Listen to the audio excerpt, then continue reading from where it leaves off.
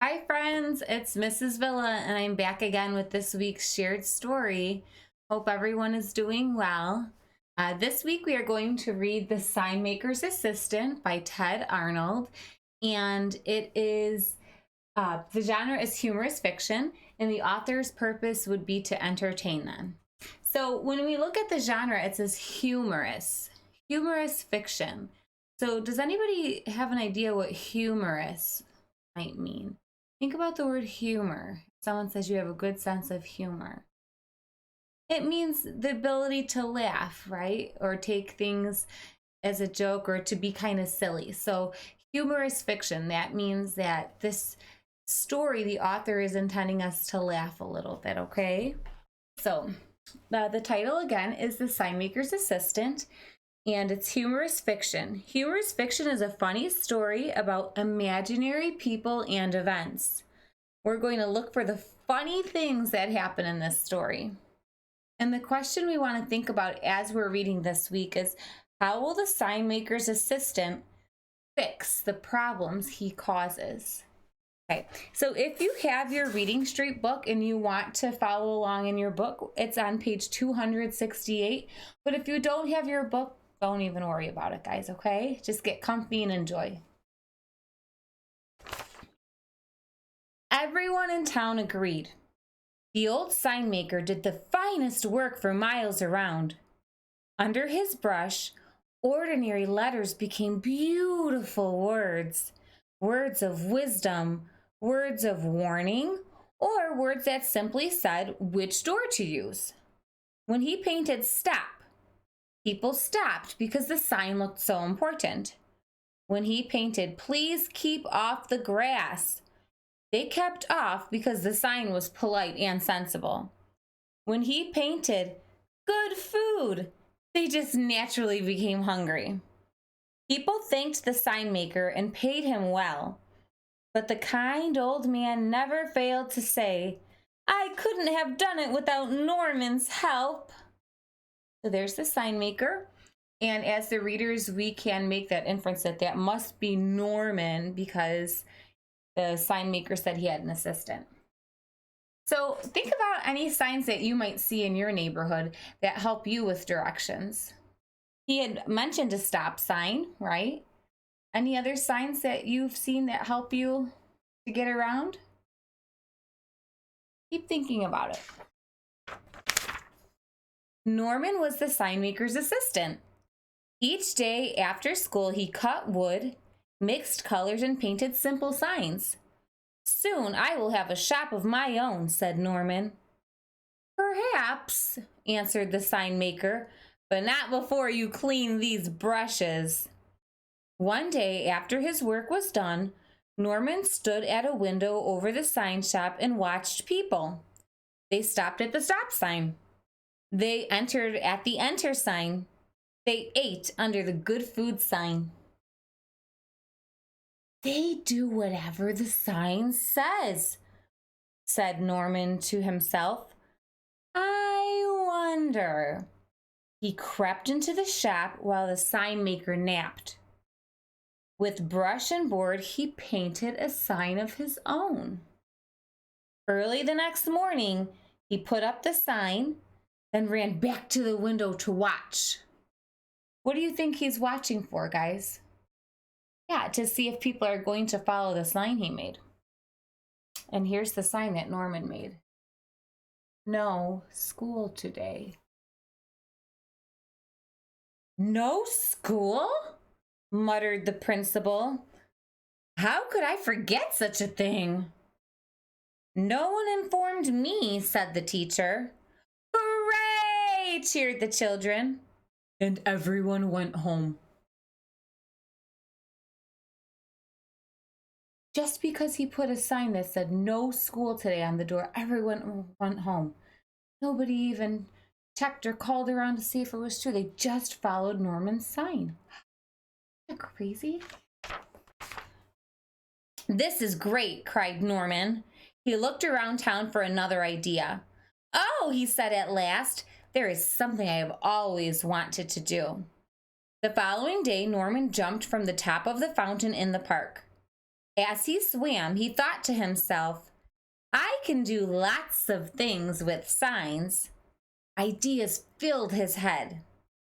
That afternoon, when Norman went to work, the sign maker said, I must drive to the next town and paint a large sign on a storefront. I'll return tomorrow evening, so please lock up the shop tonight. Right, so the sign maker's leaving for the night because he has a job at another town. So basically, Norman is in charge. And think about what Norman's been doing already, if he's been the best assistant. As soon as the sign maker was gone, Norman started making signs. He painted for hours and hours and hours. In the morning, people discovered new signs all around town. This one says bank closed. This one says deposit money here. So they're saying the bank is closed, and then there's a garbage can with a sign that says deposit money here. That means put your money here. Who do you think might take all that money? Norman. Is that a very nice sign?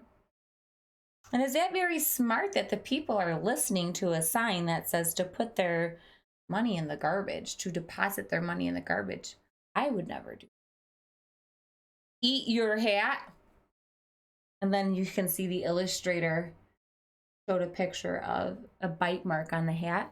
And then this one says toy shop, buy Norman a present. So if everyone's following Norman's sign, he's going to be getting a lot of presents. Get all the presents. And then on the sidewalk, just like a board game would say, it says, go back 3 spaces. So the poor woman is standing there like, huh? This sign says, knock heads. So whoever you are by on the street, you have to knock your head into them. Would you guys listen to such a sign like that? No. I don't think the characters in this story are thinking very clearly about the importance of what a sign actually is meant to do. It's not meant to harm us. It's meant to help us.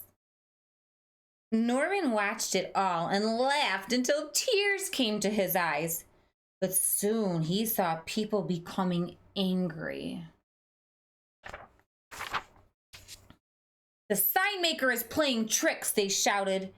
He has made fools of us. The teacher tore down the no school sign today. Suddenly, people were tearing down all the signs, not just the new ones Norman had made, but every sign the sign maker had ever painted. And we have to remember, guys, the sign maker is not around right now because he's in another town making signs, a sign for a storefront. So he has no idea that this is happening with all his signs. Then the real trouble started. Without store signs, shoppers became confused. Without stop signs, drivers didn't know when to stop. Without street signs, firemen became lost. In the evening, when the sign maker returned from his work in the next town, he knew nothing of Norman's tricks. An angry crowd of people met him at the back door of his shop and chased him into the woods. As Norman watched, he suddenly realized that without signs and without the sign maker, the town was in danger. It's all my fault, cried Norman. But no one was listening.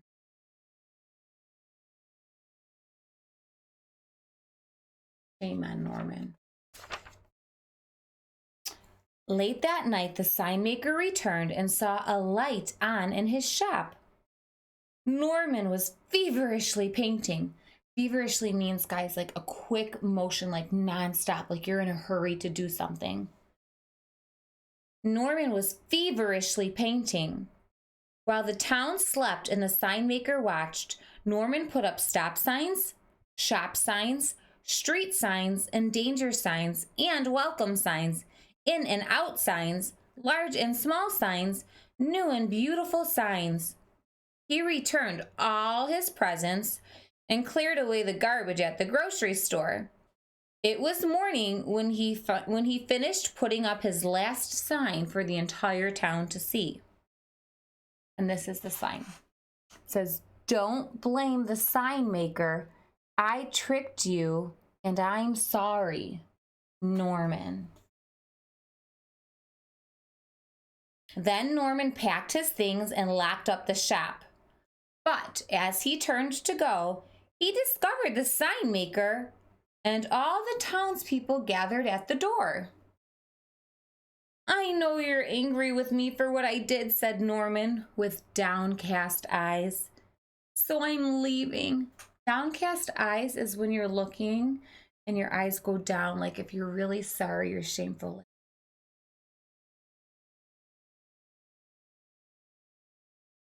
"So I'm leaving." "Oh, we're angry, all right," answered the school principal. "But we were also fools for obeying the signs without thinking." "You told us you are sorry," said the sign maker, "and you fixed your mistakes. So stay and work hard. One day this shop may be yours." "Perhaps," answered Norman, hugging the old man, "but not before I finish cleaning these brushes." So, do you think that Norman learned his lesson? Yeah, the lesson that he learned was that, first he wasn't being kind, and second of all, he was taking advantage of people. They were following the signs that they saw seriously, thinking that they were going to help them, and Norman took advantage of that and made the signs to what he thought would be funny or even benefit him. But I really like at the end of the story how they acknowledge that the characters, it says, "But we were also fools for obeying signs without thinking." Because would you just follow any old sign just because it was a sign? If a sign said, "Walk into the wall" or "Knock on your head," would you listen to that? No, because you have to think when you're reading things, does it make sense? And so the signs that Norman was creating really were not making sense. So I hope you enjoyed the story. There's some questions about it in our Google Classroom this week. And please stay tuned for another story this week, one of my favorites. It's called "We're All Wonders," and it's actually based off a novel. And the novel was actually turned into a movie, and you may have seen it. But R.J. Palacio is the author, and it's just a wonderful story. And I can't wait to share this with you later in the week, guys. Okay, I love you more than coffee, and I will see you soon. Bye. Now if Mrs. Villa can just figure out how to stop the recording.